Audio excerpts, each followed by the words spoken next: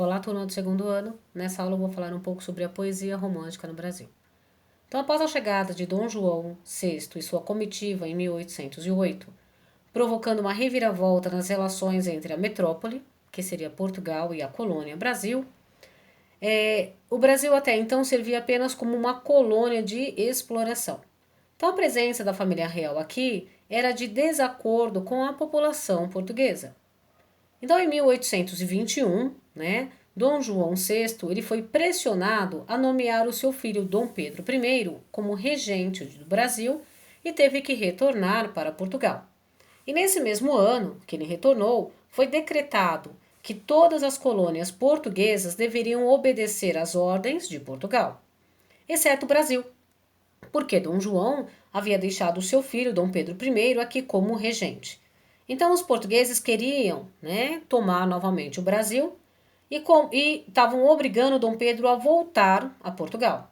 Mas Dom Pedro acabou ficando, porque mesmo na época foi feito abaixo assinado, pedindo para que Dom Pedro ficasse. Então no dia 9 de janeiro de 1822 foi decretado o dia do fico, onde ele declarou que iria ficar aqui no Brasil. Consumado logo em 7 de 9 de 1822, que foi declarado a nossa independência. Então, com isso, o Brasil tornou-se uma nação. E o compromisso mais importante para os artistas românticos brasileiros era buscar a identidade nacional. Então, eles começaram a lutar pela liberdade cultural, surgindo assim o romantismo no Brasil, começando então a nossa literatura brasileira propriamente dita. Então a poesia romântica, ela se divide em 3 gerações. A primeira geração, considerada como nacionalista ou indianista. Então os poetas brasileiros desse período, eles tentaram recuperar as tradições, os heróis do passado, valorizar a própria nacionalidade, trazendo bastante a religiosidade, o misticismo, valorizando a natureza e trazendo o índio como o herói do passado, porque ele tinha pureza, coragem, honra.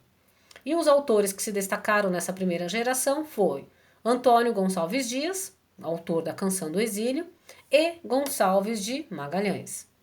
A segunda geração, ela é nomeada como ultrarromântica ou baroniana.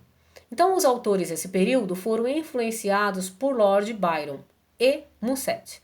Então, eles eram autores que traziam muito o negativismo, o sentimentalismo, o tédio pela vida, trazendo aí novamente a presença da morte como um ato de solução para o tédio, pelo esse negativismo que eles tinham pela vida.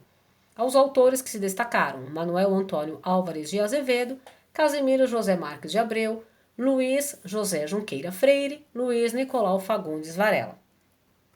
E a terceira geração, geração social ou condoreira, ela traz poesias de combate. Por quê? Abordava problemas sociais, elas apoiavam nas ideias abolicionistas, Eles tinham um estilo dramático, violento, composto por muitas figuras de linguagem, como a metáfora, hipérbole, interjeição. E eles buscavam a liberdade, tá? Então, condoreira, porque eles se baseavam no condor, que ele tem um voo alto, ele é forte, grande e tem a ideia de liberdade, ok?